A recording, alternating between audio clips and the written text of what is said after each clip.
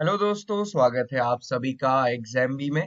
आज हम अपनी इस वीडियो में डिस्कस करेंगे about the detailed syllabus analysis and the preparation strategy for the particular agriculture and agriculture economic part of your exam FCI AGM 2021। दोस्तों, जैसा कि आप सभी को पता है कि हमारा जो एफसीआई एजीएम 2021 का एग्जाम है, चाहे वो जनरल एडमिनिस्ट्रेशन का हो, चाहे वो अकाउंट्स का हो और चाहे वो लॉ का हो, उसमें एक कंपोनेंट है agriculture and agriculture economy with computer awareness. Okay, so इससे टोटल 45 मार्क्स आने हैं, टेक्निकल में 30 मार्क्स आने हैं। तो जो 45 मार्क्स हैं उसमें से अगर हम रफली इसको डिवाइड करें तो again 15 marks for agriculture, 15 for agriculture economy and 15 for computer awareness. तो अराउंड 30 क्वेश्चंस, 30 टू 35 भी हो सकते हैं। इतने क्वेश्चन हमको एग्रीकल्चर एंड एग्रीकल्चर इकोनॉमी से मिलने वाले हैं। तो ये आपको हेल्प कर सकते हैं आपके मार्क्स को बढ़ाने में। तो दोस्तों, आइए स्टार्ट करते हैं। मैं हूं आपका दोस्त कैलाश तिवारी और आज हम डिस्कस करेंगे एग्रीकल्चर एंड एग्रीकल्चर सिलेबस को डिटेल में। दोस्तों, मैंने कई जगह देखा है कि हम लोग एग्रीकल्चर का जब भी पढ़ना स्टार्ट करते हैं तो हम वो वाला सिलेबस लेते हैं जो कि बीएससी एग्रीकल्चर में पढ़ाया जाता है। वो सिलेबस तो ठीक है, but it is not for your exam. वो आपके एग्जाम के लिए नहीं है, वो टेक्निकल के लिए है और उसको आप टेक्निकल वाले स्टूडेंट्स को ही पढ़ने दीजिए। क्यों अपना टाइम वेस्ट करना है? तो यहाँ पे आपका एम होना चाहिए to the point study and no extra and irrelevant study, क्योंकि आपको सिर्फ एग्रीकल्चर एंड एग्रीकल्चर इकोनॉमी नहीं पढ़ना है, इसके अलावा भी आपके पास अदर सिलेबस है, अदर पार्ट ऑफ सिलेबस है। तो यहाँ पे आज हम डिस्कस करेंगे जो लेटेस्ट एफसीआई ने जो दोबारा से नोटिफिकेशन जारी किया था for the syllabus of ethics and management and agriculture economy. Okay, तो हम उसी से देखेंगे कि एफसीआई की क्या रिक्वायरमेंट है, वो किस टाइप के क्वेश्चंस पूछने वाला है और उन्हीं टॉपिक्स को हम अपनी पढ़ाई में शामिल करेंगे तो जरूर हम ज्यादा से ज्यादा मार्क्स गेन कर पाएंगे। तो सबसे पहले आता है कि क्यों हम एफसीआई की तैयारी करें, क्यों ना बाकियों की तैयारी करें। तो इसमें सबसे अच्छा आप ये देख सकते हैं कि इसमें जो सैलरी है वो काफी हैंडसम है, काफी ल्यूक्रेटिव है और काफी अच्छी है। और सबसे बड़ी बात क्या है कि ये सीधे स्केल 3 की पोस्ट है। अभी तक आपने देखा होगा कि जब भी कोई रिक्रूटमेंट होती है वो या तो असिस्टेंट मैनेजर पोस्ट पे होती है या फिर मैनेजर पोस्ट पे होती है। इस बार सीधे ही ये असिस्टेंट जनरल मैनेजर की पोस्ट पे हो रही है। तो एजीएम की पोस्ट है, काफी अच्छी पोस्ट है और एफसीआई डायरेक्ट रिक्रूट कर रहा है, तो ये बहुत बड़ी बात है। आपके करियर ग्रोथ में ये बहुत ज्यादा हेल्पफुल होगा। और साथ ही साथ इस बार सीट्स बहुत ज्यादा हैं। अगर आप सीट्स देखोगे तो जनरल एडमिनिस्ट्रेशन में 30 सीट्स हैं, टेक्निकल के लिए 27 सीट्स हैं, अकाउंट्स में 22 सीट्स हैं, अगेन लॉ में 8 सीट्स हैं। तो ये बहुत सही सीट्स मानी जाती हैं as far as FCI is concern. So आप अपनी तैयारी, अगर आपने अभी तक नहीं शुरू की है तो आप इसको जरूर शुरू कर दें, क्योंकि आप इसमें इस एग्जाम को क्रैक करने के बहुत ज्यादा चांसेस बन सकते हैं। पहले ये एग्जाम मई एंड तक होने वाला था, बट ड्यू टू कोरोना ये एक्सटेंड हो गया है। तो आप ये समझ सकते हैं कि एक बार फिर से टाइम मिल गया है आपको पढ़ने के लिए। तो ये जो टाइम मिला है इसका कुछ ना कुछ जरूर मतलब होगा। तो आप अभी से अपनी स्टडी शुरू कर दें। कैसे पढ़ना है एग्रीकल्चर, ये हम आज आपको आज अपनी इस वीडियो में बताएंगे। तो सबसे पहले एक बार फिर से एग्जाम पैटर्न देख लेते हैं। एग्जाम पैटर्न में हमको पता है कि जो जनरल एडमिनिस्ट्रेशन है उसमें 180 क्वेश्चंस आने वाले हैं। 180 क्वेश्चन जो 2.5 आवर्स का टाइम उसमें मिलेगा हमको, और उसमें डिफरेंट सब्जेक्ट्स होंगे। तो पहला पार्ट जो होगा उसमें reasoning, data analysis, numerical ability, quants reasoning है, वो 45 क्वेश्चंस उसमें होंगे। जनरल अवेयरनेस या करंट अफेयर्स में 45 क्वेश्चंस, मैनेजमेंट एंड एथिक्स के पार्ट से 45 क्वेश्चन होंगे। और जो पार्ट आज हम डिस्कस करने वाले हैं agriculture, agriculture economy and computer awareness, उससे 45 मार्क्स होंगे। दोस्तों, साथ में ही अगर आपका कुछ भी डाउट है तो आप हमें कमेंट बॉक्स में लिखते रहें, मैं उसको जरूर आंसर करूंगा। तो जो भी आपका डाउट है अभी, जो भी आपको के विचार मन में आ रहे हैं, तो आप उसको कमेंट बॉक्स में लिखते रहें, मैं जरूर उनको आंसर करूंगा। टेक्निकल की बात करें, हम assistant general manager technical accounts या लॉ, ये जो स्पेशलाइज्ड पोस्ट है, इसमें 180 क्वेश्चंस पूछे जाएंगे 2.5 घंटे में। और इसमें भी अगेन सिलेबस पार्ट 1 और पार्ट 2 में डिवाइड किया गया है। पार्ट 1 में तो सेम है, reasoning, data analysis and numerical ability 30 question, general awareness के 30 क्वेश्चन, मैनेजमेंट एंड एथिक्स के 30 question, agriculture, agriculture economy and computer awareness के अगेन 30 क्वेश्चन इसमें पूछे जाएंगे।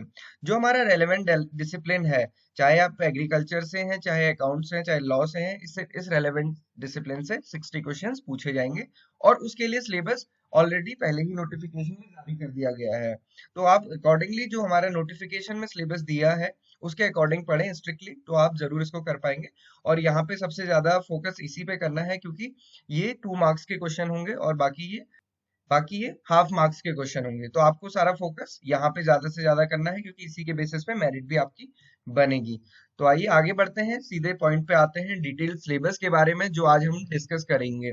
ठीक है दोस्तों, ये सिलेबस है, एफसीआई ने बाद में इसको नोटिफिकेशन देके जारी किया था अपनी साइट पे। तो हम इसको डिस्कस करेंगे। मैं आपको याद दिला दूं कि आप लाइव चैट में या फिर कमेंट बॉक्स में कुछ भी डाउट है आपके एग्रीकल्चर से प्रिपरेशन से रिलेटेड, तो आप वो पूछ सकते हैं, क्योंकि मुझे मैक्सिमम क्वेरी जो आती है वो अकाउंट सेक्शन के स्टूडेंट से आती है कि sir we are preparing for CA, या फिर हम सीए हैं तो हम कैसे एग्रीकल्चर को पढ़ें, क्योंकि हमारे पास टाइम भी कांस्टेंट है, हम लोग जॉब करते हैं। सही, ये सभी के साथ होता है कि हम लोग जॉब करते हैं, तो जॉब के साथ कैसे पढ़ें। तो जॉब के साथ कैसे पढ़ें, ये सबसे इंपॉर्टेंट फैक्टर है। आपको टाइम यूटिलाइज करना है, तो उसके लिए मैंने स्टार्टिंग में ही कहा है, टू द पॉइंट स्टडी कीजिए, कोई रिलेवेंट स्टडी करने की जरूरत नहीं है। बहुत सारे बच्चों को ये अभी भी नहीं पता है कि एग्रीकल्चर का सिलेबस दोबारा से एफसीआई ने जारी किया था। सिमिलरली एथिक्स एंड मैनेजमेंट का भी उन्होंने दोबारा से सिलेबस दिया था। देन लॉ स्टूडेंट्स के साथ भी सेम प्रॉब्लम आती है कि हमारा कोई भी कनेक्शन एग्रीकल्चर से नहीं रहा है और ये हमको बिल्कुल समझ नहीं आता हम कैसे स्टार्ट करें। और तीसरा, जो जनरल एडमिनिस्ट्रेशन या फिर जो वेरियस प्लेटफॉर्म से बच्चे हैं, वेरियस डिग्रीज से बच्चे हैं, उनका भी अगेन सेम क्वेरी आती है। तो आप सभी लोगों को मैं आपको फिर से कहना चाहता हूँ कि आप घबराओ मत, क्योंकि नहीं घबराने का सबसे बड़ा रीजन क्या है, एफसीआई खुद है, क्योंकि उसने जो सिलेबस दिया है ये बहुत ईजी और बहुत कंसोलिडेटेड है। सिमिलरली एग्रीकल्चर इकोनॉमी में भी, जैसे एग्रीकल्चर इकोनॉमिक्स एक सब्जेक्ट होता है, तो उस टाइप से क्वेश्चंस नहीं पूछे गए हैं, ना ही वैसा टॉपिक कोई इसमें मेंशन है। इसमें बेसिक एग्रीकल्चर इकोनॉमी से क्वेश्चंस पूछे जाएंगे, ऐसा इस सिलेबस में बताया गया है। तो अगर हम ब्रॉडली इस सिलेबस को देखें तो हम पाएंगे कि वहां पे एग्रीकल्चर पार्ट में इसको 3 पार्ट में डिवाइड किया गया है। अगर आप ब्रॉडली इसको देखोगे, सबसे पहले अगर आप कुछ टॉपिक्स देखोगे जिसमें physical social factor as crop production है, दूसरा agriculture ecology, cropping pattern, environment pollution, green house effect, global warming, soil. ठीक है, अगर इसको यहीं पे हम रोक दें और उसके बाद हम यहाँ पे ले इसको water use efficiency in relation to crop production, major crops, cropping pattern in various part of country and different type of irrigation, तो आप पाओगे कि ये वाला पार्ट किसका है, एग्रोनॉमी का। ठीक है, तो इसमें एग्रोनॉमी के टॉपिक्स हैं। देन यहाँ पे हमने रोका था, उसके आगे हम बढ़े, soil physical chemical biological properties, soils of India, soil conservation, integrated watershed management, soil erosion in its management, या वाटर यूज एफिशिएंसी, इसमें भी आप अप्लाई कर सकते हो। तो ये वाला पार्ट किसका है, सॉइल साइंस का। तो जो हमारे वेरियस डिपार्टमेंट्स, वेरियस सब्जेक्ट होते हैं अंडर एग्रीकल्चर, उसमें से सिर्फ 2 सब्जेक्ट यहाँ पे कवर हो रहे हैं, वो है एग्रोनॉमी और दूसरा है सॉइल साइंस। उसके अलावा कुछ मिसलेनियस इश्यूज हैं, जैसे ग्रीन हाउस इफेक्ट है या ग्लोबल वार्मिंग है, सिमिलरली एनवायरमेंट पोल्यूशन है, और उसका role associated hazards to the crops, ये थोड़ा सा एग्रीकल्चर से रिलेटेड है। इसके अलावा transport and marketing of the agriculture produce issues and related constant, e technology in the aid of farmer, ये अदर्स टॉपिक है। तो आप ये देख सकते हो, अगर आप लोग का बहुत ज्यादा कंफ्यूजन है, उस कंफ्यूजन को आप यहीं पे दूर कर सकते हो कि इसमें जितने भी टॉपिक्स दिए हैं, या तो वो एग्रोनॉमी पार्ट से हैं, या फिर वो सॉइल साइंस पार्ट से, या फिर वो इस टाइप के क्वेश्चंस के पार्ट है कि जो दूसरे एग्रीकल्चर के सब्जेक्ट से नहीं है। तो यहाँ पे आपको plant pathology, genetics and plant breeding, entomology, horticulture, जो अपने आप में बहुत बड़ा सब्जेक्ट है, ये सारी ही चीजें पढ़ने की जरूरत नहीं है। तो आप अभी भी अगर फोकस्ड होके केवल इन पार्ट को कवर करेंगे तो आप इजीली अपने सिलेबस को कवर कर पाएंगे। अदरवाइज अगर आप इसके में फंस गए कहीं पर भी, तो आप ये नहीं कर पाएंगे। ठीक है, तो अगर हम अभी हमने ब्रॉडली इसको क्लासिफाई किया, अभी हम इंडिविजुअल टॉपिक को आगे डिस्कस करेंगे कि किस टॉपिक में कितना आपको पढ़ना है, इंडिविजुअल एक एक टॉपिक को लेके। ओके, सो अगर हम एग्रीकल्चर इकोनॉमी की बात करें, तो एग्रीकल्चर इकोनॉमी में अगेन उन्होंने जो हमारी एग्रीकल्चर इकोनॉमिक्स एक सब्जेक्ट होता था, उससे क्वेश्चंस नहीं पूछे हैं। ठीक है, एग्रीकल्चर इकोनॉमिक्स एक सिमिलर सब्जेक्ट होता है जैसे इकोनॉमिक्स एक सब्जेक्ट होता है, बट यहाँ पे जो एफसीआई पूछना चाहता है वो economy related to the agriculture, मतलब एग्रीकल्चर से हमारी इकोनॉमी में क्या इम्पैक्ट है, क्या इफेक्ट है, वो सारी चीजें और कैसे प्रोसेस हमारी कंट्री में चलती है, उनसे क्वेश्चंस पूछा है। तो अगर आप यहाँ पे टॉपिक्स देखोगे तो issues related to the direct and the indirect farm subsidies farmer को कैसे बेनिफिट देती है गवर्नमेंट, वो पूछा है। इसको भी हम डिटेल में आगे बताएंगे कि डायरेक्ट सब्सिडीज क्या होती है और इनडायरेक्ट सब्सिडीज क्या होती है। सिमिलरली मिनिमम सपोर्ट प्राइसेस क्या है, उसका क्या इम्पैक्ट है, पीडीएस सिस्टम क्या है, ऑब्जेक्टिव फंक्शनिंग एंड लिमिटेशंस क्या है, क्योंकि ये एफसीआई डील करता है तो ये एक इंपॉर्टेंट पार्ट है। Similarly issues with the buffer stock, again ये एफसीआई का काम है, फूड सिक्योरिटी मेंटेन करना भी एफसीआई का काम है। Similarly technical missions, economic of the animal rearing, food processing and related industries in India, scope and significance, supply chain management, land reforms in India। यहाँ पे आप देख सकते हो कि ये वाला पार्ट थोड़ा सा एग्रीकल्चर इकोनॉमिक्स का पार्ट है, जिसमें प्रोडक्शन इकोनॉमिक्स के बारे में पूछा गया। तो इसमें बेसिकली अगर आप 3 लॉ ऑफ इकोनॉमिक्स पढ़ते हैं रिगार्डिंग टू द एग्रीकल्चर तो दैट इज सफिशिएंट, या फिर आप प्रोडक्शन कर्व पढ़ लेते हैं तो उसको उससे भी आपका मामला सॉल्व हो जाएगा। देन नेक्स्ट पार्ट इसमें जो इम्पोर्टेंट है और एग्रीकल्चर इकोनॉमी से है वो है मार्केटिंग मिक्स। तो मार्केटिंग मिक्स है या फिर 4 पीज हम जिन्हें कहते हैं वो आपको सिर्फ पढ़ना है। Then price analysis and price fluctuations, agriculture commodities में कैसे होता है ये आपको पढ़ना है। तो अगर ब्रॉडली आप देखोगे तो आपको केवल अपने को फोकस करना है एग्रोनॉमी में, सॉइल साइंस में और कुछ सब्सिडीज रिलेटेड मटेरियल, और यहाँ पे एफसीआई का जो पार्ट होता है पीडीएस सिस्टम, उसको थोड़ा सा कोरिलेट करना है अदर पार्ट से। बस इतना ही आपको पढ़ना है। अगर आप इसको टू द पॉइंट और to the subject specific, topic specific पढ़ते हैं तो आपको ये इजी होगा आगे कवर करने में। ठीक है, मैंने इसको एनालाइज किया। अभी हम इंडिविजुअल एक एक टॉपिक को देखेंगे कि एक एक टॉपिक में हमको क्या पढ़ना है आगे। तो आपको कोई भी क्वेरी आपके मन में अभी भी आ रही है कि कैसे कवर करना है तो आप वो पूछ सकते हैं। तो आगे जाने से पहले मैं आपको बता दूं कि हम लोग आई एग्जाम भी में हमने एफसीआई का कोर्स लॉन्च किया हुआ है, और जो बहुत ज्यादा स्टूडेंट्स ने एनरोल किया हुआ है क्योंकि हमारी कवरेज बहुत ज्यादा वास्ट है, starting from agriculture to the ethics and management to all other subjects. तो अगर आपने अभी तक स्टार्ट नहीं किया है तो ये आपके लिए दूसरा मौका है, क्योंकि अभी डेट अनाउंस नहीं हुई है और डेट अनाउंस नेक्स्ट मंथ के बाद ही अनाउंस होंगी। तो अभी भी अगेन आपके पास एटलीस्ट 2 मंथ का तो टाइम है, और आप इसको अभी भी स्टार्ट कर सकते हैं। मतलब आप ये देख सकते हैं कि एक टाइप से आपको दूसरा मौका मिला हुआ है। आपके कोई भी डाउट्स होते हैं, क्लैरिफिकेशन होते हैं, आप जॉब करते हैं या किसी भी टाइप के आपके डाउट्स हैं, आप हमें फोन करके जरूर पूछ सकते हैं। आपके सारे ही हम डाउट्स को क्लियर करेंगे। ठीक है, तो based on the latest syllabus हम लोगों ने अपना कोर्स डिजाइन किया हुआ है। तो अब हम आते हैं चैप्टर वाइज कैटेगराइजेशन, जो मैंने अभी आपको बताया कि कैसे टॉपिक्स को कैटेगराइज किया है। तो सबसे पहले है एग्रोनॉमी, उसमें हम देखेंगे कौन कौन से टॉपिक्स हैं।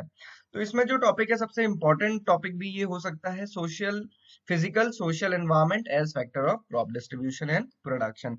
तो इसमें क्या क्या पढ़ना है इसको अभी हम इंडिविजुअली टॉपिक को डिस्कस करेंगे। उससे पहले मैंने ये सारे कैटेगराइज यहाँ पे आपकी सुविधा के लिए करे हैं कि इकोनॉमी में कौन कौन से टॉपिक थे जो मैंने आपको बताए थे। दूसरा है agroecology, cropping pattern and major crops, cropping pattern in various part of country. तो अब हम आते हैं इंडिविजुअल टॉपिक पे, physical and social environment as factor of crop distribution and production.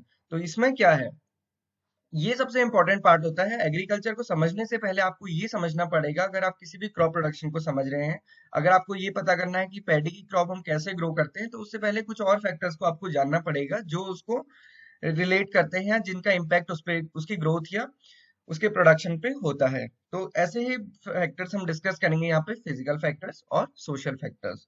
तो फिजिकल फैक्टर्स में अगेन कौन कौन से फैक्टर हैं, क्लाइमेट सबसे बड़ा फैक्टर्स होता है। अभी अगर आप देखोगे, क्योंकि हमारा जो एग्रीकल्चर है वो किस पे टोटली डिपेंड करता है, रेनफॉल में।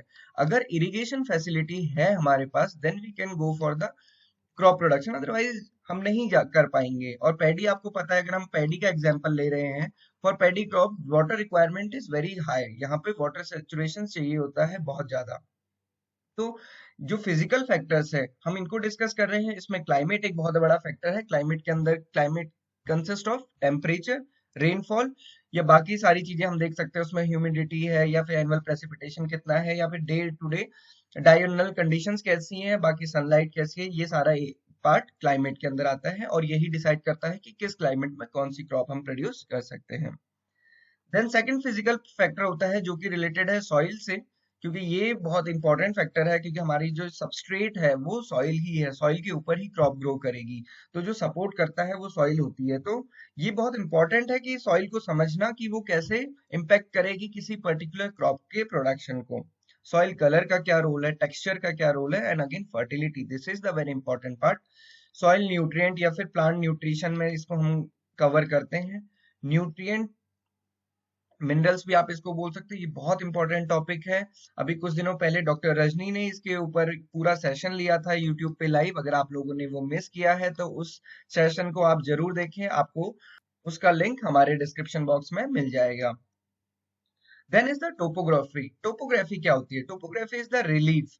रिलीफ क्या होता है? अभी अगर आप देखोगे कि एक पहाड़ी मैदान, एक पहाड़ी एरिया है और दूसरा मैदानी एरिया है, तो पहाड़ी एरिया में कैसे क्रॉप कल्टीवेशन होता है? आप लोगों ने अगर देखा हो तो यहाँ पे टेरेस फार्मिंग होती है, सीढ़ी नुमा खेती होती है। अगेन बहुत ज्यादा यहाँ पे चांसेस नहीं होते हैं बहुत कुछ करने का। अगर यहाँ पे टॉप में है, हाई लैंड एरिया है, अपलैंड एरिया में जिसे कहते हैं, अपलैंड एरिया है, तो यहाँ पे वाटर रिटेंशन नहीं हो पाएगा, सीधे ही इन्फिल्ट्रेशन हो जाएगा और वो लोअर सरफेस में चला जाएगा। तो अगेन यहाँ पे कुछ कांस्टेंट है, हम हर टाइप की क्रॉप यहाँ पे नहीं ग्रो कर सकते। अगर आप देखोगे ये वाला जो माउंटेनियस या फिर हिली रीजन्स होते हैं, ये सुटेबल होते हैं एग्रो फॉरेस्ट्री के लिए या फिर फ्रूट कल्टीवेशन के लिए या फिर हॉर्टिकल्चर के लिए।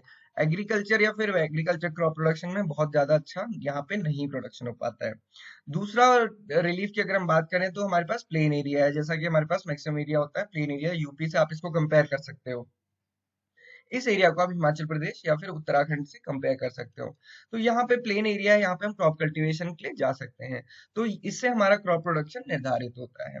तो ये फिजिकल फैक्टर्स बहुत इंपॉर्टेंट होते हैं किसी भी क्रॉप को प्रोड्यूस करने के लिए। Then is the social factor. अब सोशल फैक्टर्स क्या हैं एग्रीकल्चर में? तो सबसे पहले आता है लैंड एक्ट या फिर टीनेंसी। हमारे पास लैंड कैसी है, कितना उसका डिस्ट्रीब्यूशन है, हमारे पास मार्जिनल फार्मर्स कितने हैं, स्मॉल फार्मर कितने हैं और लार्ज फार्मर कितने हैं, कौन कल्टीवेशन किस टाइप से करना चाहता है, कौन अपने सब्सिस्टेंस के लिए करना चाहता है, कौन केवल कमर्शियल प्रोडक्शन कर रहा है। तो ये सारे ही फैक्टर डिटरमाइन करते हैं again the fate of crop production. तो वो अकॉर्डिंगली क्रॉप प्रोड्यूस करेंगे। जैसे अगर मार्जिनल फार्मर है तो उसके पास जितना भी लैंड एरिया होगा उसमें वो पूरा कोई एक क्रॉप को प्रोड्यूस नहीं करेगा। वो कुछ पार्ट में क्रॉप प्रोड्यूस करेगा, कुछ में वो एलाइड फार्मिंग करेगा, एंड कुछ पार्ट में वो वेजिटेबल ग्रो करेगा, कुछ में वो अपने जानवरों के लिए चारा उगाएगा और कुछ में उसी का घर होगा। अगेन कोई लार्ज फार्मर के अगर 10 हेक्टेयर का फार्म है तो वो इतनी सारी चीजें नहीं करता है, वो पूरे 10 हेक्टेयर के फार्म में एक सिंगल क्रॉप ले लेता है। तो अगेन इस टाइप से हमारा डिस्ट्रीब्यूशन और प्रोडक्शन एग्रोनॉमिक क्रॉप्स का निर्धारित होता है। Then is the availability of the labour. ये अपने आप में एक इंडिविजुअल फैक्टर है और ये आप सभी लोग रिलेट कर सकते हो कि लेबर की अवेलेबिलिटी पे काफी चीजें डिपेंड करती हैं। Then is the religion beliefs and taboo. कभी कभी होता है कि इस पर्टिकुलर एरिया में हम लोग इस सीजन में कोई पर्टिकुलर क्रॉप ही ग्रो करते हैं according to the local belief और टैबू, ये हो सकता है। या जैसे किसी को कोई पर्टिकुलर क्लास को कोई पर्टिकुलर क्रॉप नहीं पसंद तो वो उसको नहीं प्रोड्यूस करेगा। तो इस टाइप के सोशल इश्यूज हो सकते हैं।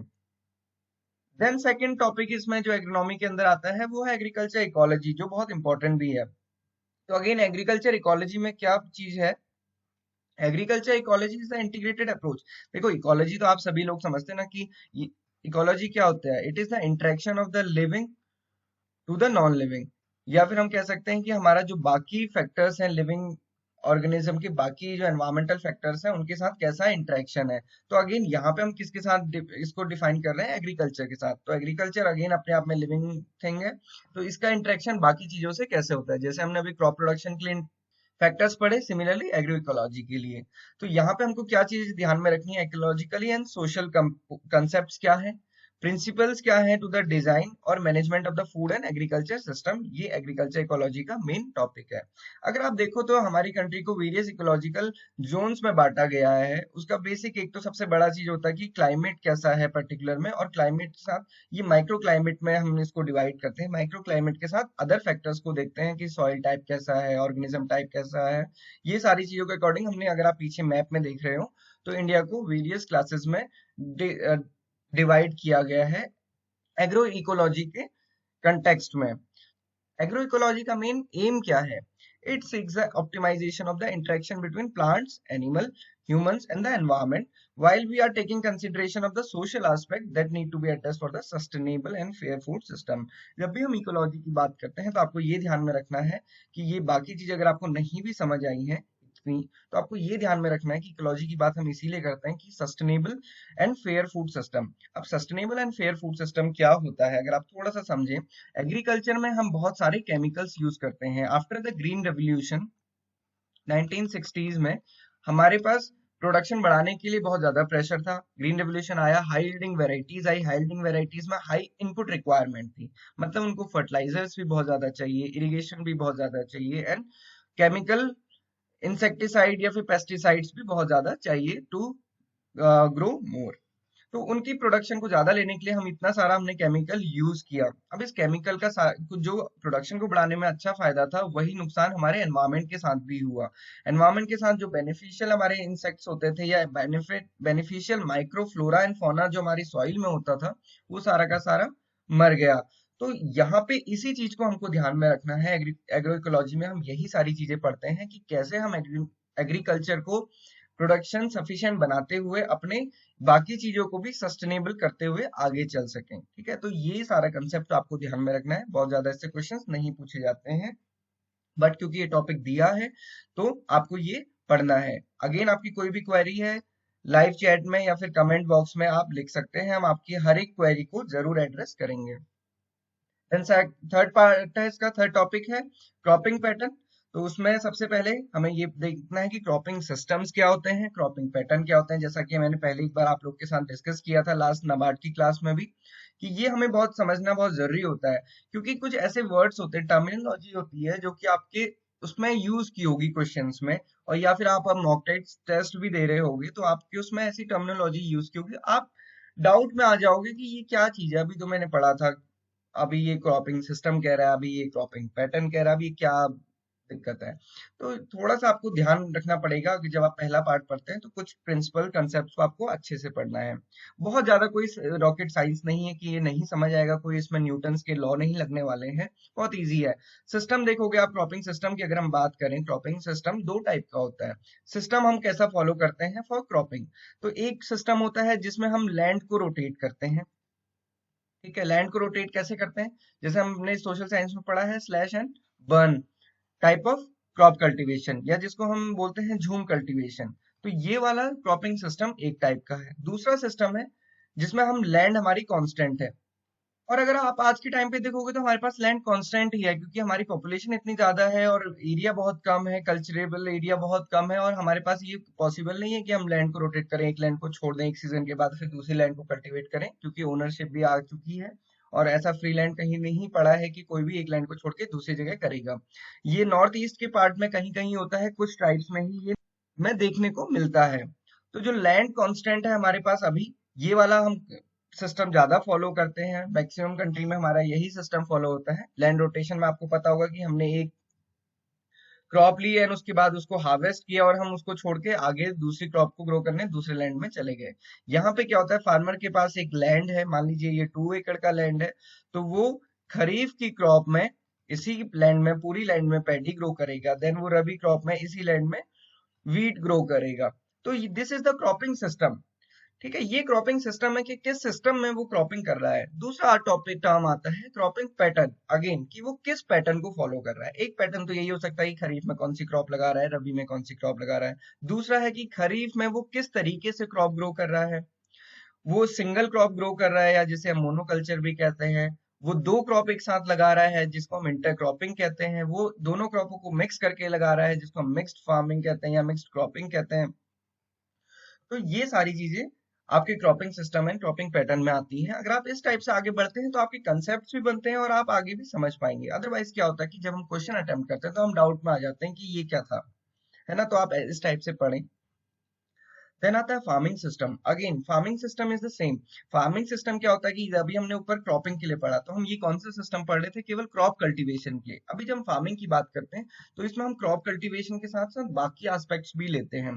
यहाँ पे हमने बाकी सारी फैक्टर्स को कांस्टेंट रखा, केवल लैंड या फिर क्रॉप रोटेशन या फिर क्रॉप ग्रोइंग वाले पॉइंट को देखा। यहाँ पे अगर हम क्लासिफिकेशन करते हैं, अगर एग्रोनॉमी में जब इसका क्लासिफिकेशन होता है तो 3 टाइप से होता है, depending upon the rainfall. Depending upon the rainfall होता है, मैं इसको यहाँ पे आपको समझाता हूँ।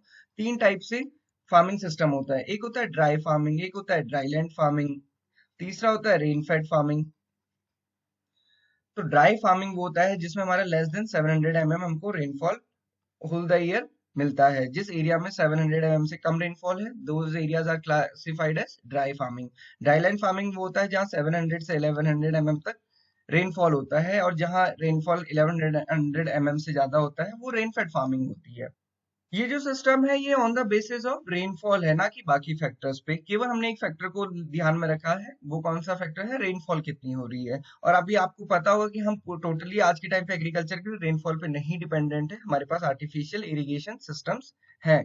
जहां पे इरिगेशन सिस्टम नहीं है वहां पे हम इसको क्लासिफाई कर सकते हैं। अब ड्राई एरिया की बात करें तो यहाँ पे 700 mm से बहुत कम बारिश हो रही है, तो आप ये देख सकते हो कि ये सूखाग्रस्त एरिया है। मेनली आप इसको कोरिलेट कर सकते हो राजस्थान से। देन दूसरा ड्राईलैंड वाला एरिया 700 से 1100 mm, तो ये हमारी रेस्ट ऑफ द कंट्री ये इसी एरिया को फॉलो करती है। एक्सेप्ट कुछ पार्ट है जैसे जहाँ पे हाई रेनफॉल होता है, जैसे जो हिली रीजन्स है या नॉर्थ ईस्ट का पार्ट है या साउथ के कोस्टल एरियाज है उनको छोड़ दे, वो बहुत ज्यादा वहाँ पे हैवी रेनफॉल होता है। इवन 2300 तक रेनफॉल होता है, इससे भी ज्यादा होता है जैसे उत्तराखंड में आप देखोगे। बट अगेन यहाँ पे इतना ज्यादा रेनफॉल है फिर भी ये क्रॉप कल्टीवेशन के लिए, यहाँ पे क्रॉप कल्टीवेशन करना इजी नहीं है। क्यों? क्योंकि अगर बहुत ज्यादा रेनफॉल भी हो रहा है तो वो एक साथ ही हो जाता है। अब वो पूरे हमको, अगर मान लीजिए किसी को पैडी की क्रॉप ग्रो करनी है तो उसको ऐसा तो नहीं है कि उसको 1100 का रेनफॉल एक ही साथ चाहिए ट्रांसप्लांटिंग या सोइंग के टाइम पे। उसको सोइंग से लेकर हार्वेस्टिंग तक डिफरेंट स्टेजेस में इरिगेशन की रिक्वायरमेंट होती है। तो अगर सारा रेनफॉल यहीं पे हो जाएगा तो इससे कोई फायदा नहीं होगा बल्कि नुकसान ही होगा। और इसके बाद अगर यहाँ ड्राई स्पेल हो गया तो वो दिक्कत होती है। तो अगेन ये फार्मिंग सिस्टम है, कुछ क्लासिफिकेशन में आता है, तो इससे आपके कुछ कंसेप्ट बिल्डिंग होते हैं, ये आपको पढ़ना है। क्रॉपिंग स्कीम जैसे मैंने अभी आपको बताया कि आप कैसे कल्टीवेट करते हो, सिंगल क्रॉपिंग कर रहे हैं, इंटरक्रॉपिंग कर रहे हैं। बाकी इसको फॉर फर्दर डिटेल्ड स्टडी करनी पड़ेगी आपको टॉपिक को, मैं जस्ट आपको टॉपिक बता रहा हूँ। Then crop cultivation of the major crop. तो मेजर क्रॉप्स में सीरियल्स एंड पल्सेस पे ही जोर दिया है एफसीआई ने। और अगर आपको पता हो एफसीआई केवल प्रोक्योरमेंट करता है सीरियल्स एंड पल्सेस की ही, ऑल्दो वो बहुत ज्यादा कन्फाइंड रहता है पैडी एंड वीट तक ही, उसके अलावा वो बाकी एजेंसीज के साथ मिलकर भी प्रोक्योरमेंट करता है। तो आपको इन क्रॉप्स के बारे में बहुत सारा कुछ पढ़ना है, बहुत सारा, मतलब अगर आप बेसिक चीजें पढ़ें, स्पेशल साइंटिफिक टर्म्स को अगर आप छोड़ भी दे तो आपको बेसिक पढ़ना है कि कौन से एरिया में ग्रो होती है। जैसे कि नाबार्ड के क्वेश्चंस में भी पूछा जाता है, एग्जाम्स में पूछा जाता है कि सबसे ज्यादा हाईएस्ट प्रोड्यूसिंग स्टेट कौन सा है, या प्रोडक्शन कितना रहा लास्ट टाइम पे। तो इस टाइप से डेटा रिलेटेड क्वेश्चन भी आपसे पूछे जा सकते हैं। देन उसके सोइंग से लेकर हार्वेस्टिंग तक क्या क्या चीजें होती हैं, क्या क्या फैक्टर्स होते हैं, वो आपने सारी कुछ पढ़ने हैं। और उसके अलावा इसकी यहाँ पे प्रिजर्वेशन आप जरूर पढ़ें, क्योंकि FCI is doing work of preservation, या फिर हम इसको कह सकते हैं स्टोरेज का काम या फिर ट्रांसपोर्टेशन का काम।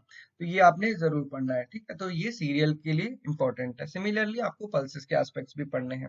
बहुत ज्यादा क्रॉप्स को पढ़ने की जरूरत नहीं है, इंपॉर्टेंट क्रॉप्स ही पढ़िए। पैडी एंड वीट जब आपका कंप्लीट हो जाए उसके बाद आप रेस्ट ऑफ द क्रॉप पढ़ें, अगर आपके पास टाइम बचता है तो। Then is the soil science. Soil science में अगेन सॉइल को, सबसे पहले तो सॉइल को समझना जरूरी है। जैसे अभी हमने उसमें एग्रोनॉमी में देखा था कि क्रॉप्स को समझना बहुत जरूरी है, तो यहाँ पे सॉइल को समझना बहुत जरूरी है। इसको भी हम इंडिविजुअली आगे टॉपिक को लेंगे। Then soils of India, types of soil, soil conservation. Soil conservation क्या है, इन दोनों टॉपिक्स को हम डिटेल्स में देखेंगे, क्योंकि ये बहुत बड़ा पार्ट है। सॉइल्स ऑफ इंडिया पे ही सारे क्वेश्चन आते हैं। अगर आप नाबार्ड का एग्जाम भी देखते हो तो आप ये देखोगे कि type of soils according to the Indian classification वो पूछा जाता है उसमें। देन सॉइल कंजर्वेशन, ये अगेन इंपॉर्टेंट पार्ट है, क्योंकि conservation is requirement of today's time. तो हमने अपने सॉइल को लॉस होने से बचाना है। सॉइल का लॉस बहुत तरीके से हो सकता है, चाहे वो सरफेस रन ऑफ हो, चाहे वो वाटर बॉडीज के साथ मूवमेंट हो, या किसी भी सॉल्टेशन की प्रोसेस, किसी भी प्रोसेस से उसका मूवमेंट हो रहा है एक जगह से दूसरी जगह, तो वो हमको बचाना है, सॉइल कंजर्वेशन करना है। तो ये इंपॉर्टेंट टॉपिक है again. Then integrated watershed management. अभी आप लोग कह सकते हैं कि सर वाटरशेड मैनेजमेंट होता क्या है ना। वाटरशेड जल संभरण भी से कहते हैं, जल संचयन भी कहीं कहीं पे लिखा रहता है, मतलब इसको बहुत डिफरेंट नेम से जाना चाहता है। अगर आप बेसिक समझना चाहते हैं कि वाटरशेड होता क्या है तो मैं आपको एक एग्जांपल से बताता हूँ। मान लीजिए ये पहाड़ है, ठीक है, इसके नीचे फिर धीरे धीरे प्लेन एरिया स्टार्ट हुआ। यहाँ पे बहुत सारी नदियां हैं, यहाँ पे हमने एक डैम बना दिया, ठीक है। ये इसका पूरा एरिया हो गया जिसमें वाटर फिल है। तो ये मैंने आपको जस्ट समझाने के लिए बताया। तो इसमें क्या होता है कि मान लीजिए ये जो पूरा एरिया है ये क्या एरिया है, कैचमेंट एरिया। हम इसको वाटरशेड कह रहे हैं। वाटरशेड का क्या मतलब होता है, जैसे ही रेनफॉल होगा, ठीक है, जैसे ही रेनफॉल होगा तो यहाँ पे रेनफॉल होगा, और ये सारा वाटर कहाँ से, यहाँ से बह बह के नीचे आएगा नदियों में। ठीक है। सिमिलरली ये पूरा एरिया जितना भी इसकी कवरेज होगी, कमांड एरिया जितना भी इसका होगा, सॉरी कमांड एरिया तो नहीं, इसको कैचमेंट एरिया ही कहते हैं। कैचमेंट एरिया इसका जितना भी होगा, वहां से वाटर कैच होगा रेन के थ्रू, और फिर रिवर्स के थ्रू वो यहाँ पे एक पॉइंट पे, जो इसका एक पॉइंट कॉमन पॉइंट होगा, वहां पे ये जमा हो जाएगा।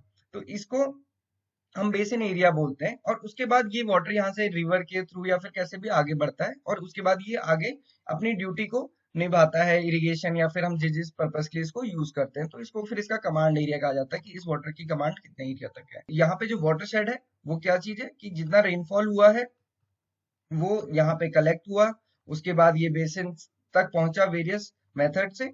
तो यहाँ पे हमको बेसिकली वाटरशेड मैनेजमेंट में क्या होता है, जो गवर्नमेंट काम कराती है इंटीग्रेटेड वाटरशेड मैनेजमेंट में, कि हमको ये जो वाटर जितना भी रेनफॉल के थ्रू हो रहा है, हमको इसको कैसे ना कैसे इन सीटू कंजर्वेशन इसका करना है। तो वाटरशेड को डेवलप ही इसलिए किया जाता है कि जो रेनफॉल है उसको हम कंजर्व कर सके, ना कि वो सीधे पूरा बह के समुद्र में चला जाए, उससे कोई फायदा नहीं होता है। तो मैक्सिमम सीपेज हो, मैक्सिमम इन्फिल्ट्रेशन हो, सॉइल उसको ले, वाटर एक्विफर भी बढ़े, और वाटर की प्रोडक्टिविटी, सॉइल की प्रोडक्टिविटी भी बढ़े। तो ये वाटरशेड मैनेजमेंट का मेन एम होता है। Then is the soil erosion and management, again it's related with the soil conservation. Then different type of irrigation and irrigation systems, ये इंपॉर्टेंट टॉपिक है। आपको डिफरेंट टाइप के इरिगेशन पढ़ने हैं। Irrigation बहुत टाइप के होते हैं। सरफेस इरिगेशन होता है, जैसा कि आपने देखा इंडियन कंडीशंस में फ्लड इरिगेशन होता है। कुछ नहीं होता, सिंपल ट्यूबवेल से पानी लगाया और पूरे खेत में पानी को खोल दिया, और ये धीरे धीरे भरता रहेगा। तो ये सरफेस इरिगेशन है। बहुत इसमें इफिशियंसी बहुत ही लो है, क्योंकि वाटर का वेस्ट बहुत ज्यादा होता है, इवेपोरेशन बहुत ज्यादा होता है, और क्रॉप उसको यूटिलाइज नहीं कर पाता। अगर सरफेस अंडुलेटेड है या स्लोपी एरिया, तो सारा वाटर बह जाएगा। सिमिलरली देन सब सरफेस है। उसी के बाद प्रिसीजन की, अगर हम फार्मिंग प्रिसीजन इरिगेशन की बात करेंगे, तो ड्रिप इरिगेशन है, स्प्रिंकलर इरिगेशन है, ये सारे ही इसके पार्ट है। तो ये आज के टाइम पे बहुत डिमांडिंग पार्ट है, क्योंकि इससे वाटर एफिशिएंसी बहुत बढ़ती है, वाटर यूज एफिशिएंसी। क्योंकि यहाँ पे हम अगर ड्रिप, आप देखोगे ड्रिप इरिगेशन क्या होता है कि आपने प्लांट लगाए हैं, यहाँ पे एक प्लांट है, दूसरा प्लांट यहाँ पे लगाया, तीसरा प्लांट यहाँ पे लगाया, चौथा प्लांट यहाँ पे लगाया। तो आप एक पाइप देंगे, यहाँ पे उसमें छोटे छोटे होल्स होते हैं केवल रूट पॉइंट पे ही, और यहाँ से ड्रिप बाय ड्रिप वाटर यहाँ पे मिलता है। तो ये केवल रूट बॉल को ही बेनिफिट करता है। तो जितना आपका रूट का एरिया होगा वही बेनिफिटेड होगा, बाकी एरिया में कोई फर्क नहीं पड़ेगा, और इससे इवेपोरेशन लॉस बहुत कम होते हैं, और प्लांट की रिक्वायरमेंट फुलफिल होती है। तो ये इफिशिएंट इरिगेशन के मेथड्स है। ये हालांकि कॉस्टली होते हैं, बट प्रिसीजन फार्मिंग का ये पार्ट है। देन हम आते हैं अपने इंडिविजुअल टॉपिक्स में, जिसमें सबसे पहला है सॉइल्स ऑफ इंडिया। तो सॉइल्स ऑफ इंडिया में, जैसे मैंने अभी आपको बताया कि ये हमारे लिए काफी इंपॉर्टेंट होता है, इसी से क्वेश्चंस पूछे जाते हैं, चाहे वो नाबार्ड हो, चाहे एफ हो, चाहे कोई और एग्रीकल्चर रिलेटेड एग्जाम हो, इससे क्वेश्चन आपको जरूर पूछा जाएगा। तो आपको ये मैप को देख के अपनी पढ़ाई करनी है। अगर आप वैसे पढ़ोगे तो आपको काफी मुश्किल रहेगा आपको ये कैटेगराइज करने में कि कौन सी सॉइल कौन से स्टेट में पाई जाती है। और अगर आपको ये सॉइल पता है कि कौन से स्टेट में कौन सी सॉइल होती है, और अगर आप उसके बाद क्रॉप प्रोडक्शन पढ़ते हो, तो आपको काफी समझ आएगा कि कैसी क्रॉप कैसे एरिया में ग्रो कर सकती है। तो सबसे ऊपर देखेंगे तो ये माउंटेनियस रीजन है हमारा, जिसमें जम्मू एंड कश्मीर का पार्ट है, फिर हिमाचल प्रदेश का पार्ट है, देन उत्तराखंड का पार्ट है। ठीक है। तो ये माउंटेनियस या फिर फॉरेस्ट सॉइल इसको कहते हैं, क्योंकि यहाँ पे आपको पता है कि हिल्स हैं, और मैक्सिमम पार्ट में माउंटेन्स हैं। तो यहाँ पे जो सॉइल होती है वो कार्बन, उसमें ऑर्गेनिक कार्बन बहुत ज्यादा होता है, ऑर्गेनिक मैटर बहुत ज्यादा है, क्योंकि यहाँ पे बार बार फॉरेस्ट के रेसिड्यूज सॉइल में गिरते रहते हैं, एंड वो सॉइल में मिक्स होते रहते हैं। Then is the alluvial part. Alluvial part क्या होता है, ये सबसे फर्टाइल पार्ट होता है, ये अलूवियल सॉइल है हमारी। ये बेसिकली रिवर के बेसिन में मिलती है, क्योंकि आपको पता है यहाँ पे गंगा का पूरा पार्ट है, गंगा यमुना नदी का। तो ये पूरा का पूरा फर्टाइल पार्ट है, ये अलूवियल सॉइल हम इसे कहते हैं। इसके ये नई सॉइल्स होती हैं यहाँ पे, खेती करना बहुत आसान होता है, क्योंकि दोनों फैक्टर बहुत अच्छे हैं, एक तो सॉइल बहुत अच्छी है, और दूसरा वाटर अवेबिलिटी है। यहाँ पे ग्राउंड वाटर लेवल भी काफी हाई होता है, तो यहाँ पे एग्रीकल्चर करना बहुत इजी है। अगर आप देखोगे जो हमारा मैक्सिमम प्रोडक्शन पार्ट है वो यहीं से आता है फॉर सीरियल क्रॉप्स।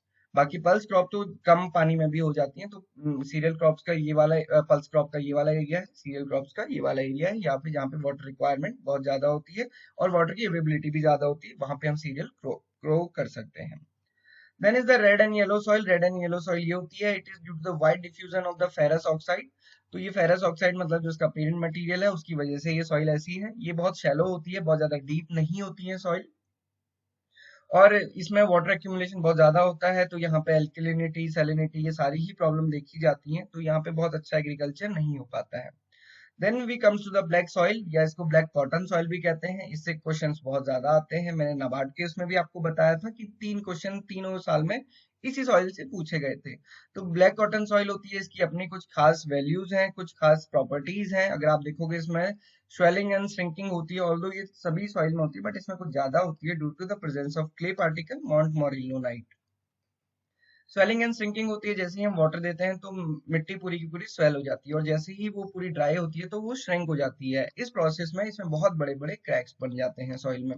ये इसकी प्रॉपर्टीज है। तो ये कॉटन के लिए बहुत अच्छी है, ऑल्दो शुगर केन भी इसमें बहुत अच्छा होता है, बट अगेन यहाँ ये वाला एरिया हमारी कंट्री का वाटर के लिए बहुत ज्यादा फाइट कर रहा है, मतलब इरिगेशन अगेन एक प्रॉब्लम है। Then is the lateritic soil. Lateritic soil अगर आप समझते हैं तो लेटराइटिक जो ओरिजिन होता है वो हमेशा मार्शी एंड स्वैम्पी एरियाज में होता है, जहाँ पे वाटर बहुत ज्यादा है, उसके बाद हाई टेम्परेचर बहुत ज्यादा है। तो ये हमेशा कोस्टल एरियाज या फिर जहाँ पे रेनफॉल बहुत ज्यादा है, वहीं पे हमारी लेटराइटिक सॉइल पाई जाती है। Then arid, arid is the as the name suggest, ये डेजर्ट वाला पार्ट है जहाँ पे कुछ भी वेजिटेशन नहीं हो पाता है एंड रेतीली पूरी जमीन होती है, तो वो एरिड पार्ट है। देन हम सॉइल की physical, chemical and biological properties, ये अगेन इंपॉर्टेंट है। जैसे क्रॉप प्रोडक्शन के लिए फैक्टर्स थे, वैसे ही सॉइल के लिए भी हैं। तो यहाँ पे physical factors, chemical properties of soil, biological properties, ये सारी ही आपको पढ़नी है। ये टॉपिक्स आपको कवर करना है। अगर आप इतने टॉपिक्स कवर करते हैं तो आपका सॉइल साइंस कवर हो जाएगा। एक तो पहला आपने टाइप्स ऑफ सॉइल्स पढ़ने, दूसरा ये प्रॉपर्टीज पढ़नी है, आपका पूरा सॉइल साइंस कवर हो जाएगा। सॉइल कलर क्या होता है, सॉइल डेंसिटी क्या होती है, ये 2 पार्ट में डिवाइड होती है, bulk density and particle density. Then water holding capacity है, इसका क्या इम्पैक्ट होता है। वाटर इन्फिल्ट्रेशन क्या होता है, सरफेस से जो हमने फ्लडिंग की, हमने इरिगेशन दिया, उसके बाद वो इन्फिल्ट्रेट होकर लोअर सरफेस में जाता है, क्या वो चीज है, वो सारी कुछ आपको पढ़ना है। Run of and erosion, run of होता है, सरफेस रन ऑफ हो जाता है अगर बहुत ज्यादा हम फ्लो होता है वाटर का, चाहे वो रेनफॉल से हो या किसी और रीजन से हो, और इरोजन, और उसको कैसे चेक करना है। देन केमिकल प्रॉपर्टीज आती हैं। Chemical properties are important because ये न्यूट्रिशन को रेगुलेट करती हैं, प्लांट न्यूट्रिशन और सॉइल न्यूट्रिशन दोनों को। सॉइल में ऑर्गेनिक कंटेंट कितना है, एक्टिव कार्बन कितना है, कैटायन एक्सचेंज कैपेसिटी कैसी है, नायन एक्सचेंज कैपेसिटी कैसी है। जितनी अच्छी एक्सचेंज कैपेसिटी होगी उतना अच्छा न्यूट्रिशन होगा, क्योंकि वो बाइंड नहीं रहेंगे मिनरल्स, और वो मिनरल्स प्लांट के लिए अवेलेबल हो पाएंगे। ये काफी इंपॉर्टेंट है। ये आप मिनरल न्यूट्रिशन वाला जो चैप्टर है हमारा, प्लांट न्यूट्रिशन वाला है, वो आप जरूर देखें। और इससे रिलेटेड वीडियोस हम अपने एग्री बी चैनल में डालते रहेंगे कंसेप्ट से रिलेटेड, तो आप हमारे एग्री बी चैनल को जरूर सब्सक्राइब करें, सो दैट कि आपको कंसेप्ट से रिलेटेड वीडियो जब भी आए तो पता चल जाए। Then is the electrical conductivity and heavy metals present in the soil.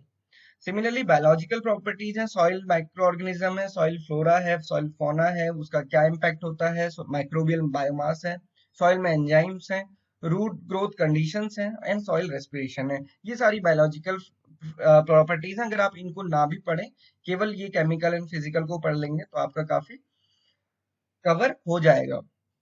Then जो उसमें अदर टॉपिक्स थे, एग्रोनॉमी पार्ट में, एग्रीकल्चर वाले पार्ट में जो ऊपर से दिया था, जिसको हमने फर्दर 3 पार्ट में डिवाइड किया, एग्रोनॉमी, सॉइल साइंस और अदर्स वाला। तो अदर्स वाले पार्ट में environment pollution associated hazard to the crop है। इसको हम सिंपल समझ सकते हैं कि ग्रीन रेवोल्यूशन क्या था, और ग्रीन रेवोल्यूशन की वजह से कितने हमको हजार्ड्स झेलने पड़ रहे हैं या झेलने पड़े, है ना। अगर आप एनवायरमेंटलिस्ट से पूछोगे तो वो इसको, ग्रीन रेवोल्यूशन को सबसे रूट कॉज मानते हैं हमारे पोल्यूशन का, चाहे वो वाटर पोल्यूशन हो, चाहे वो एक्वीफर पोल्यूशन हो, या चाहे वो कैसा भी पोल्यूशन हो, क्योंकि इंसेक्टिसाइड, पेस्टिसाइड और वाटर यूज बहुत ज्यादा होता है यहाँ पे।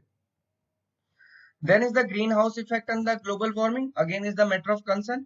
Storage, transport, marketing and agriculture produce and issues related constraint, e-technology and aid of farmers. तो ये सारे ही टॉपिक्स अदर्स में हैं, और ये क्योंकि जनरल इश्यूज से टॉपिक हैं तो इसको मैं यहाँ पे डिस्क्राइब नहीं कर रहा हूँ, क्योंकि आप सभी को पता है कि ग्रीन हाउस इफेक्ट क्या होता है, ग्लोबल वार्मिंग क्या होती है, आप इसको पढ़ लेंगे।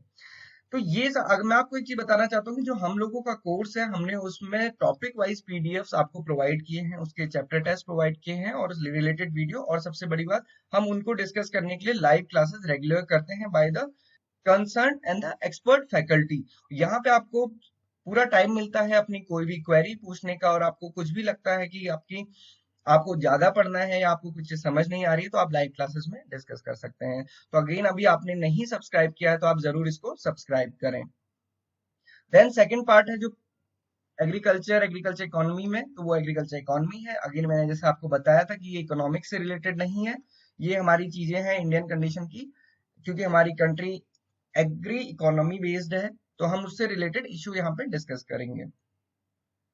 सबसे पहला इशू है direct and indirect farm subsidies का और मिनिमम सपोर्ट प्राइसेस का। तो जैसे मैं आपको यहाँ पे हल्का सा बताता हूँ कि डायरेक्ट फार्म सब्सिडी क्या होती है और इनडायरेक्ट फार्म सब्सिडी क्या होती है। डायरेक्ट फार्म सब्सिडी ये होती है कि मान लीजिए किसी फार्मर को कंबाइन हार्वेस्टर लेना है, हार्वेस्टिंग के लिए कंबाइन हार्वेस्टर लिया, कंबाइन हार्वेस्टर की कीमत थी 20 लाख रुपए। गवर्नमेंट ने कहा कि हमारे पास एक स्कीम है जिसमें हम आपको कंबाइन हार्वेस्टर लेने पे 4 लाख की सब्सिडी देंगे। ये सब्सिडी कैपिटल सब्सिडी होती है। सीधे जब वो फार्मर किसी बैंक से लोन लेता है तो उसी के लोन अकाउंट में ये 4 लाख क्रेडिट हो जाते हैं। तो बैंक ने उसको 20 लाख का लोन दिया, माइनस 4 लाख गवर्नमेंट ने उसको पे कर दिया, तो उसको अब रिपे कितना करना है, 16 लाख। तो मतलब उसके लिए कंबाइन हार्वेस्टर कितने का पड़ा, 16 लाख का। तो ये डायरेक्ट सब्सिडी है। दूसरा होता है इनडायरेक्ट सब्सिडी, जो केसीसी के थ्रू गवर्नमेंट देती है, या फिर हम कह सकते हैं कि कोई और स्कीम है जिसमें इंटरेस्ट सब्सिडी दी जाती है। इसमें क्या होता है कि नॉर्मल अगर आप कभी लोन लेने जाएंगे, कोई भी नॉर्मल पर्सन लोन लेने जाएगा, अगर वो उसको सीसी लिमिट लेनी है, आप सिंपल समझ सकते हो कि क्रेडिट कार्ड ही लेना है, और दो क्रेडिट कार्ड थोड़ा सा अलग है क्योंकि उसमें लोअर लिमिट में कोई इंटरेस्ट चार्ज नहीं करते हैं कुछ टाइम के लिए। तो अगर कोई नॉर्मल पर्सन अपनी सीसी लिमिट ले जाता है और वो कहता है कि मुझे 1 लाख का लोन चाहिए, तो गवर्नमेंट तो बैंक कहते हैं ठीक है, आपको लोन मिलेगा और रेट ऑफ इंटरेस्ट अराउंड 9% होगा। सिमिलर सीसी के लिए भी होता है कि उसमें रेट ऑफ इंटरेस्ट 9% होता है, बट यहाँ पे क्योंकि आपको पता होगा interest subsidy scheme government provide करती है, तो गवर्नमेंट कहती है हम आपको 2% दे देंगे बैंक को, और आप फार्मर से चार्ज कीजिए केवल 7%। तो केसीसी 7% पे चार्ज होता है। और इसमें एक और कंपोनेंट होता है, अगर वो टाइमली रिपे करता है तो उसको 3% की एडिशनल रिबेट गवर्नमेंट देती है, तो उसको जो नेट इंटरेस्ट पे करना होता है वो केवल 4% होता है, जो कि सिंपल इंटरेस्ट होता है। तो आप ये समझ सकते हैं कि 1 लाख के लोन में जो फार्मर लेगा उसको सिर्फ 4% का इंटरेस्ट पे करना है, तो मतलब 1 लाख में केवल 4,000 का उसको साल भर में ब्याज देना है, क्योंकि ये सिंपल इंटरेस्ट है। अगर कोई और पर्सन लेता तो उसको कंपाउंड इंटरेस्ट देना पड़ता, और वो इंटरेस्ट 9% के हिसाब से कंपाउंडिंग उसकी होती। तो ये डायरेक्ट और इनडायरेक्ट सब्सिडी का कंसेप्ट है। देन मिनिमम सपोर्ट प्राइसेस, आपको पता है एमएसपी क्या चीज है, उसका क्या इम्पैक्ट है और वो कैसे कैलकुलेट की जाती है। इसकी 3 मेथड होती है, A2+A2+FL और C2 मेथड। गवर्नमेंट अभी जो डिसाइड करती है एमएसपी, वो A2+FL मेथड से डिसाइड करती है। C2 मेथड जो होती है वो एमएस स्वामीनाथन कमेटी की रिकमेंडेशन है, बट गवर्नमेंट अभी इसको नहीं, इस पे एमएसपी नहीं डिसाइड करती है। तो ये सारी चीजें आपको एमएसपी में पढ़नी है। Then is the public distribution system, again it is very important. इसके ऑब्जेक्टिव्स क्या है, फंक्शनिंग क्या है, लिमिटेशन क्या है, ये आपको पढ़ना है, क्योंकि ये किसका काम है, एफसीआई का। अगर आप एफसीआई की साइट भी खोलेंगे तो आपको मिल जाएगा, बट वहां पे बहुत ज्यादा चीज आपको पढ़ने के लिए मिलेगी, तो आप वो नहीं कवर कर पाएंगे। इसलिए आप टू द पॉइंट और टू द पीडीएफ या हमारी आने वाली वीडियोस में आप इसको जरूर पढ़ें। Then issue of the buffer stock and the food security, क्योंकि ये काम भी एफसीआई का है, और टेक्नोलॉजिकल मिशन जितने हैं वो सारे के सारे एफसीआई देखता है। बफर स्टॉक कैसे मेंटेन करना है, अगर आपको पता हो, अभी अराउंड 750 मिलियन टन का बफर एफसीआई ने मेंटेन किया हुआ है। और जो हमारा एनुअल प्रोडक्शन है फूड ग्रेन का, अगर आप देखोगे वो भी 297 मिलियन टन के अराउंड है, तो उसके लगभग 2 टाइम से ज्यादा हमारे पास ऑलरेडी बफर मेंटेन्ड है, जो कि हमारी पॉपुलेशन को फीड करने के लिए काफी हेल्पफुल है। Then economics of the animal rearing, इससे क्वेश्चंस आते हैं एनिमल हस्बेंड्री से। देन जो नेक्स्ट है food processing and related industries, तो इसके लिए एक मिनिस्ट्री है पूरी, food ministry of food processing industry. तो उससे रिलेटेड स्कीम्स या फिर वो कैसे वर्क करती हैं, और फूड प्रोसेसिंग का क्या स्कोप है, क्योंकि अभी इंडिया में प्रोसेसिंग बहुत कम होती है, सीधे रॉ कंजम्पशन होता है, और उसकी वजह से क्या होता है कि लॉस बहुत ज्यादा होता है, क्योंकि एग्रीकल्चर क्या है, पेरिशेबल कमोडिटी है, और वो बहुत जल्दी खराब हो जाती है। अगर हम उसको स्टोर नहीं कर पाते हैं, प्रिजर्व नहीं कर पाते हैं या प्रोसेस नहीं कर पाते हैं, तो हमको टोटल लॉस होता है। और लॉस किसको होता है, फार्मर को होता है मैक्सिमम। और फार्मर को भी लॉस होता है और कंज्यूमर को भी इनडायरेक्टली लॉस होता है, क्योंकि अपोजिट सीजन में वो बहुत महंगी हो जाती हैं। तो इसका क्या स्कोप है इंडिया में, अभी इंडिया में बहुत ज्यादा स्कोप है, क्योंकि प्रोसेसिंग में हमारा बहुत कम रोल है, इवन 8 to 10% भी एक्सपोजर नहीं है। And significance and its supply chain management. Then is the land reforms in India. Land reforms हैं कैसे कैसे, प्री इंडिपेंडेंस एरा में क्या लैंड रिफॉर्म्स थे, उसके बाद गवर्नमेंट ने क्या किया, जमींदारी एक्ट, ये सारे एक्ट आप उसमें पढ़ सकते हैं। Then is the agriculture production economics, में आपको इसमें बताया कि आप वो थ्री स्टेज प्रोडक्शन कर्व पढ़े, बस वो सफिशिएंट है। Then is the agriculture marketing, 4 P's होते हैं मार्केटिंग के, प्राइस एनालिसिस कैसे होती है, प्राइस की fluctuation related to the agriculture commodity, ये आपको पढ़ना है। ये आपको ऑल्दो एफसीआई की साइट पे भी मिलेगा, बट अगेन वो बहुत हेक्टिक होता है पढ़ना, क्योंकि बहुत लंबी लंबी रिपोर्ट्स रहती है, 100 पेजेस की। तो ये था, आज हमने डिस्कस किया agriculture and agriculture economy part. आपकी कोई भी डाउट है तो आप कमेंट बॉक्स पे जरूर लिखें, लाइव चैट पे आप लिख सकते हैं, कमेंट बॉक्स पे जरूर लिखें, हम आपकी हर क्वेरी का आंसर करेंगे। आप किसी भी बैकग्राउंड से हैं, आपको कोई भी डाउट है तो आप हमें जरूर लिखें। And please like and subscribe. साथ ही साथ हमारा जो एग्रीकल्चर का चैनल है एग्रीबी, उसको भी सब्सक्राइब करें। और एग्रीबी चैनल हमारा टेलीग्राम में है, जिसमें हम रेगुलर एग्रीकल्चर रिलेटेड अपडेट्स डालते रहते हैं, तो आप हमारे टेलीग्राम चैनल एग्रीबी को सब्सक्राइब करना भी ना भूलें। Thanks for watching and have a nice day.